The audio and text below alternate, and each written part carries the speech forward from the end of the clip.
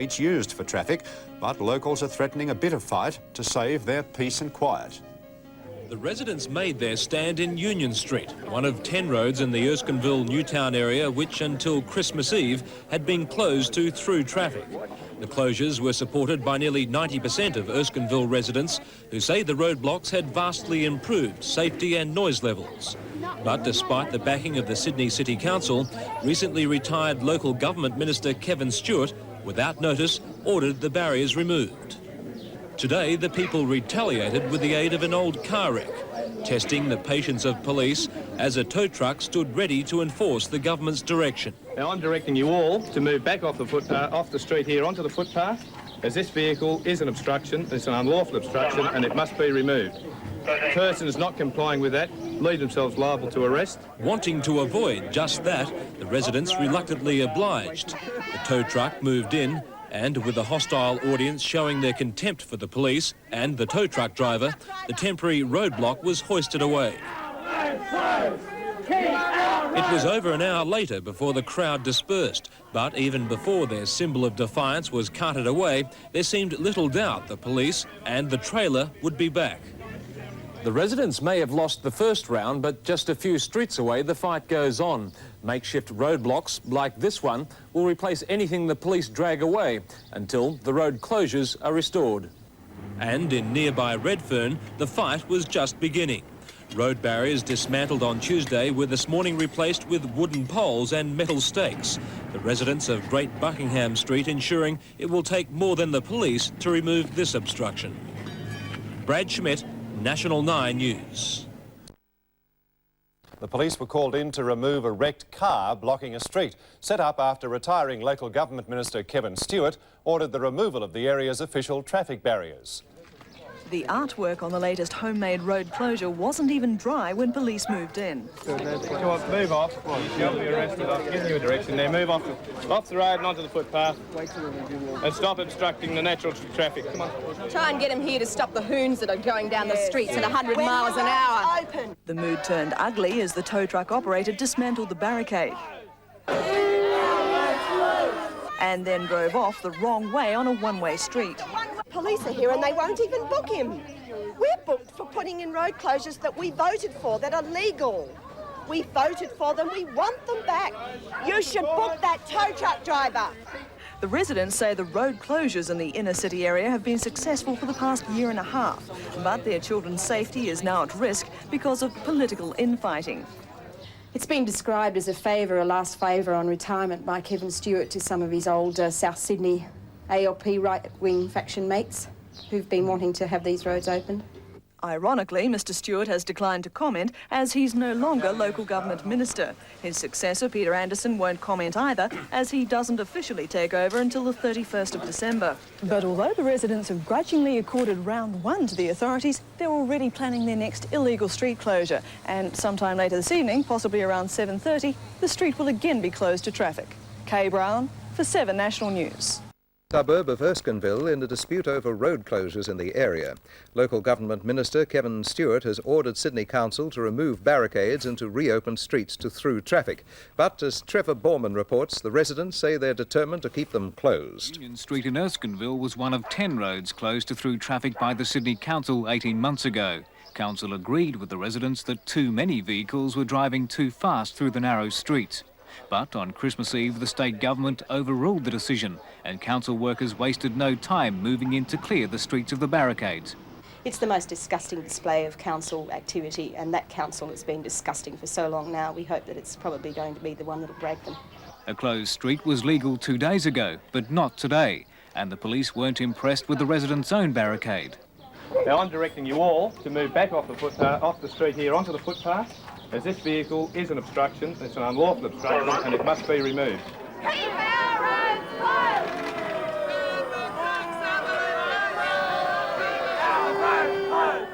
The residents chose to stand back, but they weren't giving in quietly. You take your hand off me, you should be arrested. Now get back on the footpath. Most other blocked streets didn't attract the same attention, but in Surrey Hills, another group of residents were setting up a more secure barricade in Great Buckingham Street. Posts were set into the ground and greenery was added for colour. Police watched from the other side, but soon lost interest. The residents say they're keen for an explanation from the local government minister Kevin Stewart, who retires next week. And all Sydney Council has told them is that reopening the roads is in the public's best interest. Closures, with the locals emerging as the winners. In a tense confrontation with council workers, the Erskineville residents persuaded them to abandon attempts to remove makeshift barricades. It's like a low-key civil war in parts of Newtown. At various intersections, the residents have thrown up barricades to keep the traffic out. It all started on Christmas Eve when council workmen removed street barriers at the direction of the state government. But the locals wanted the council barriers and their one-way street system to stay. So it's do-it-yourself in the narrow streets. Today, council workmen came to move the makeshift traffic barriers. The locals were hopping mad. Why don't you just leave it? Why don't you just leave it? Leave it alone. We need these streets closed. I know what you're going through. I don't do my job, I get the sack. The workers went ahead. Then Wall arrived. He's the foreman. It was tricky for him. He's a local himself. He didn't like what he was doing. I live in the area myself. I know you do. We're all here to do it. We're all here to do a job. Done for your life. We're all here to do a job, that's all. What's it done for your life, these road closures? You live here, I know you do. I just can't knock the job back, can I? Why not? Well, I'll get the sack then for refusing my journey. Hitler just told people to do jobs and they did it. You won't get the sack, don't be stupid. Rand's involved. But Wall stuck to his guns. It was on with the job. Then along came Wall's superior. He was a gentleman. He tried to explain. No dice. The locals wouldn't budge. So he phoned the office. The instructions from above were to pull the men out. The residents had won. They politely removed the barrier signs from Wall's truck and stuck them back where they wanted them. That leaves one big question. Will the council try again to remove the do-it-yourself barriers? That's primarily a matter for the police. The police have the jurisdiction over the thoroughfares to ensure that they're open for traffic. If they order us to have them removed, or order the residents, that'll have to be complied with. Fire brigade fears about poor access. The Dixon Street fire brought the issue of road closures to a head. Fire brigade officials complained to the government that the tourist mall hampered their efforts to get fire engines close to the blaze. The Board of Fire Commissioners also gave the government a full report detailing concern about road closures in Newtown and other parts of the inner city. This is Angel Street. The Board of Fire Commissioners used it to highlight their concern about the road closures. They pointed out the blockades divided the neighbourhood in two. When they responded to a fire, their fear was they'd lose several minutes, having to make extensive detours if they went to the wrong end of the street. And when the barriers were ordered down, local residents reacted. They claim the fire brigade objects only to the kind of barriers used to close the roads. They are quite happy with the kind of permanent closures that are already in Mossman and a variety of other areas, Paddington and so on, which allow their vehicles to drive straight over them. At present, the Sydney City Council is the only council with the power to close suburban streets without first referring it to the traffic authority. If Kevin Stewart gets his way, they'll soon be losing it. We never intended delegated authority to be given to a lot of dopey independent aldermen to run around saying, would you like your streets closed, and if you vote for me, I'll get your street closed. Residents who prefer roadblocks may have to be satisfied with speed humps, such as the ones already in use in the Belmore area. David Jones, 7 National News. The city streets. The state government has ordered the removal of barricades designed to protect residents from through traffic. But today, council workers refused to remove makeshift roadblocks constructed by the residents. Trevor Borman reports. Last night it was the police who set out to clear the roadblocks, but just as one road was cleared of householders' rubbish, another barricade was set up. It is public safety to close the roads. But it was the workers who made the decision. They decided not to touch the roadblocks until their union chiefs are given the chance to consider the issue early in the new year. On the New South Wales North Coast, 2 sets of sisters taken away. Union Street, Erskineville, was deserted this morning. Yesterday's hand-built blockade lay strewn at the sides of the road after a visit by local police. Residents say the next one will be bigger and better. In Redfern, things were different. Great Buckingham Street was a hive of activity. We had a meeting last night and we determined what materials we would need. A trip to the local hardware store, and it was all hands to the road to build a blockade which would prove hard to move. On Christmas Eve, under state government orders, the City Council reopened 10 streets to traffic. Lord Mayor Doug Sutherland has announced a so-called emergency meeting to resolve the issue, but no date has been set. In the meantime, residents are making their point loud and clear. It's very dangerous for the children, extremely dangerous, and they have nowhere else to play. They have to be allowed outside their own houses. With the roadblock in place for the second time since Christmas Eve, Redfern locals are determined to maintain their vigil. A rostered watch has been organised to make sure this time their handiwork isn't removed. Gina Pickering, 7 National News.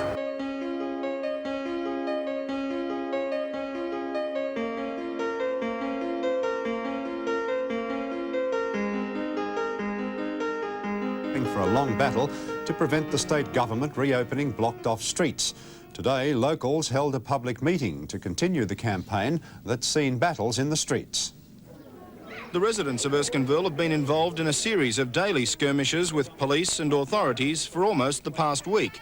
They're angry at retiring local government minister Kevin Stewart's decision to remove barricades closing their streets. So they've taken it upon themselves to erect their own barriers to stop traffic. Today they put their campaign to a meeting of almost 300 concerned locals. Politicians from both sides attended.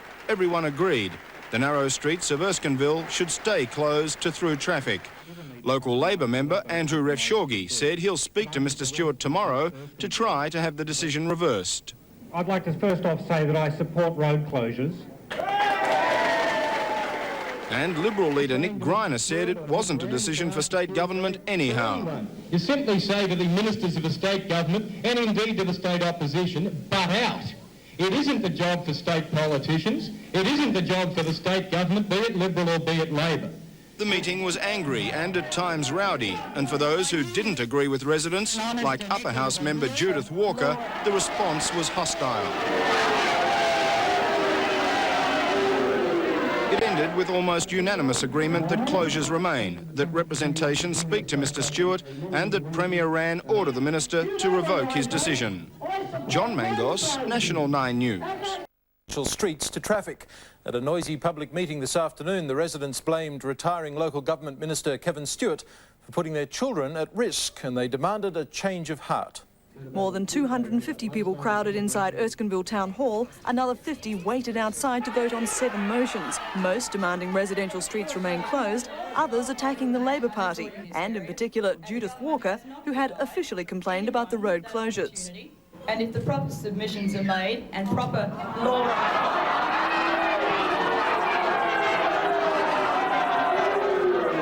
Others reinforced the fears held by parents in the area.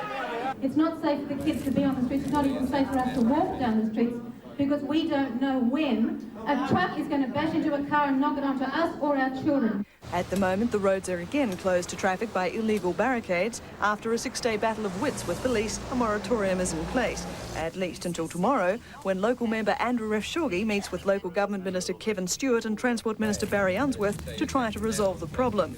If they can't help, then the state opposition's eager to show its support. If you simply get the state politicians out of it and let it go through the proper procedures, you will win and you deserve to win. Kay Brown, the 7 National News. All to condemn the state government for reopening closed-off local streets. Their MP undertook to press for a traffic review of the area.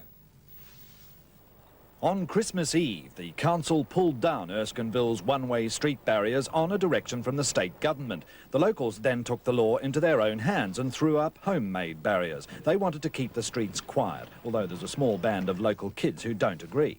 Why didn't they move to the country? They're telling us to go to the country. This is the city. You mean you like it noisy? Yeah. If they don't like all the traffic, why don't they move somewhere else? If they're going to move into the city, they should expect traffic. Up the street, a far more forceful group of hundreds of adults were pouring into the town hall. They certainly don't want the streets reopened. Until they put the permanent closures in, I suggest that all the residents withhold their rates until they do. Yeah.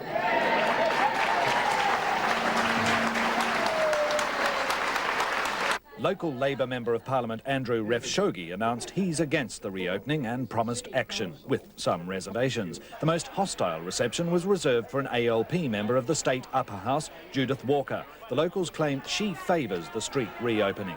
If the proper submissions are made and proper law... You can buy rocks outside the door if you want to behave like rabble.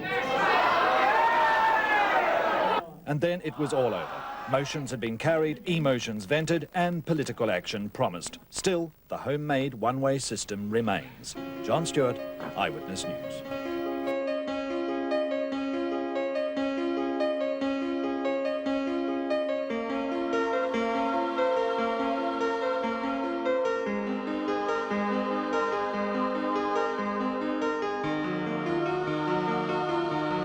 To stop the reopening of a series of inner western suburb streets. On the eve of his retirement from politics, local government minister Kevin Stewart today reversed an earlier ruling and said the roads can stay closed while the Transport Authority begins a review. With anarchy in the streets of Erskineville over his Christmas Eve order to tear down traffic barriers, local government minister Kevin Stewart searched for a compromise in a 30-minute huddle with Transport colleague Barry Unsworth. Finally, Mr Stewart had to mark the eve of his retirement from politics with a classic about-face. The barriers would go back up, pending a review of the whole question of suburban traffic management. I haven't wilted in the face of anything. What I have done is that I have brought the matter to a head. It was a matter of my judgment, and I would do it again, perhaps not at Christmas time. Out at the front line, the so-called pro-street closure trendies greeted the news not as a reprieve, but total victory. They have tried so hard to keep us down. The Labor Party in this area thinks that it can get away with bloody blue murder, and they won't, and they didn't. And we'll beat them if they try it again. But as machines moved in to clear away the illegal roadblocks, media representatives themselves became targets for abuse, with the anti-street closure faction claiming to represent the older residents of Erskineville, venting anger over the ruling. You got people from the paper and people from channel stations around here, right? Yeah. Put on what you want in the paper, not what the residents want. You got babies in the arms voting, haven't you? And baby and parents voting. Here's the kids who can bloody talk for themselves. They've been on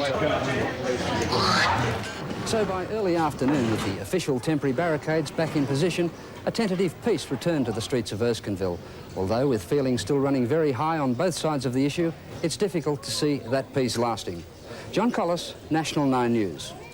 Retiring local government minister Kevin Stewart announced that one-way street barriers in Erskineville and other suburbs are to be put back.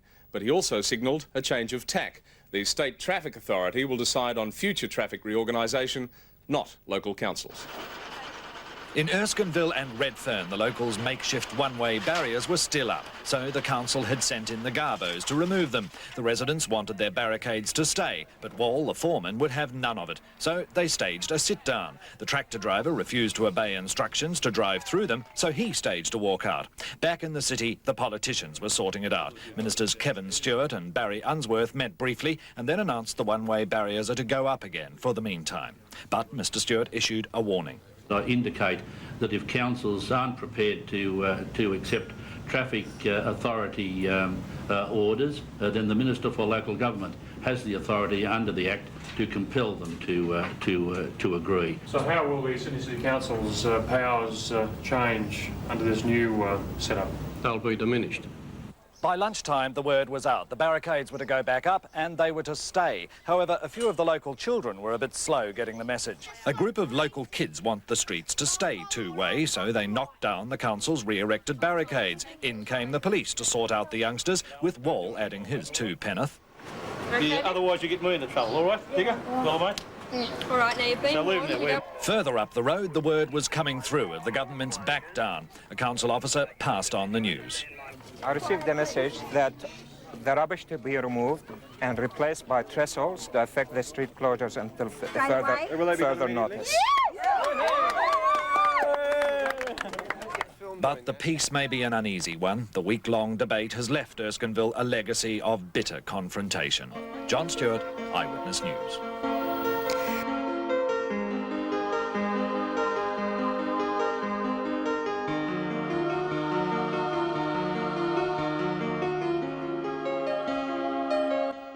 battled to an emergency meeting of the Sydney City Council. And after a stormy meeting, the residents left disappointed. And stop obstructing the natural traffic. Come on.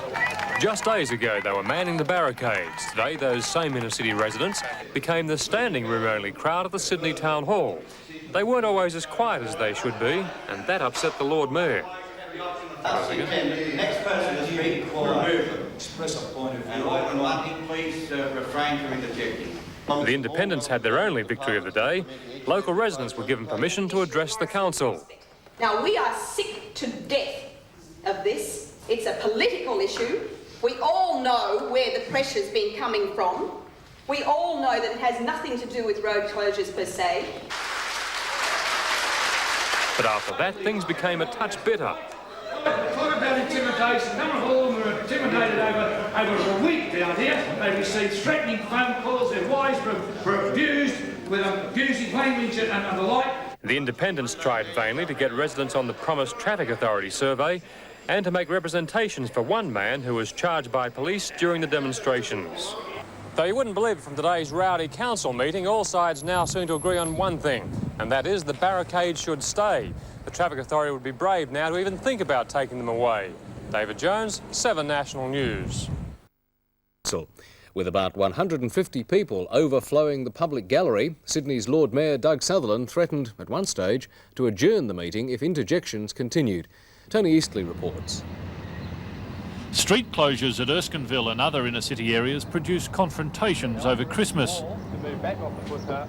And this morning's special council meeting was no exception. The gallery had no sooner overflowed to the meeting floor itself when the interjections began.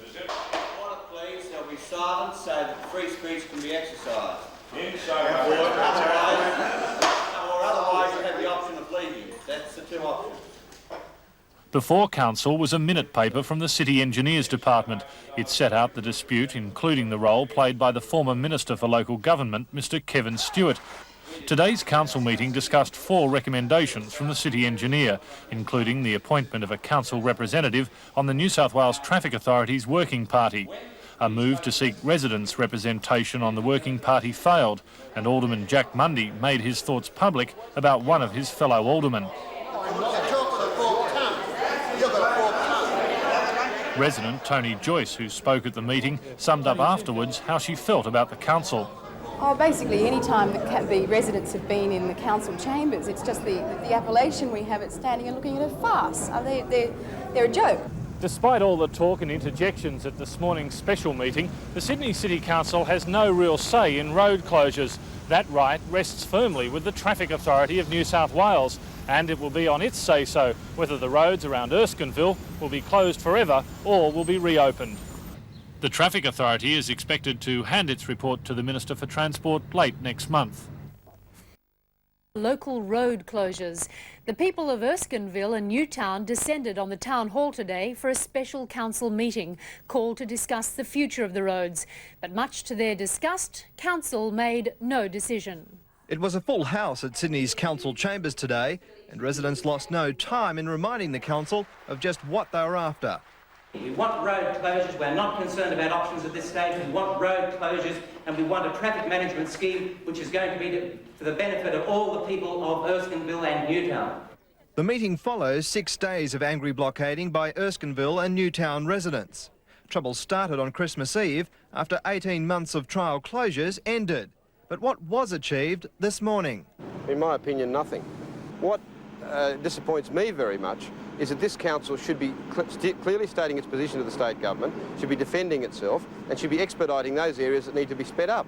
Not just avoiding the issue, sweeping it under the table and extending the recess so we can't have a meeting for another month and a half. Despite all today's talk, the streets remain closed. They'll stay this way until the New South Wales Traffic Authority report to Transport Minister Barry Unsworth. So residents won't know for another 6 weeks whether their streets will be reopened or not. Eric Dwyer, Eyewitness News.